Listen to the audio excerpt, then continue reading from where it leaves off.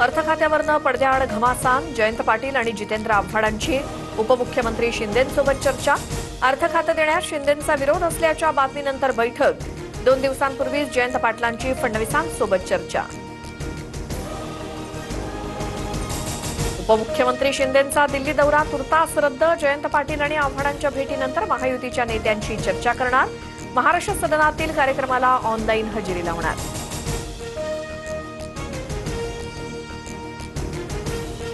विशिष्ट पक्षाला अर्थखातं देऊ नका असं शिंदे बोलणार नाही. सुनील तटकरेंची प्रतिक्रिया.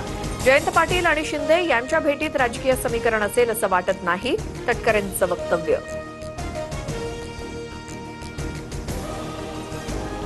सामाजिक कार्यकर्ते सोनम वांगचूक यांच्या उपोषणाला पाठिंबा वाढला. मात्र वांगचूक यांचं 9 किलो वजन घटलं. प्रकृती चिंताजनक. केंद्रीय शिक्षण मंत्र्यांच्या राजीनाम्यापर्यंत आंदोलनावरती ठाम.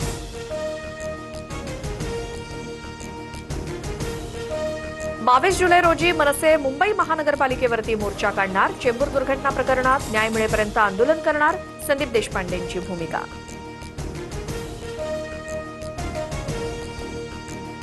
मुंबईत पश्चिम द्रुतगती महामार्गावरती मोठी वाहतूक कोंडी. बोरिवली विरारच्या दिशेनं जाणाऱ्या मार्गावरती वाहनांच्या रांगा.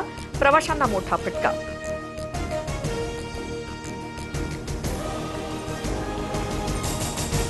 मुंबईच्या चेंबूरमधील मैसूर कॉलनीत केमिकल टँकरचा ब्लास्ट. एका जणाचा मृत्यू तर 2 जण गंभीर जखमी. आसपासच्या इमारतींच्या काचा फुटल्या.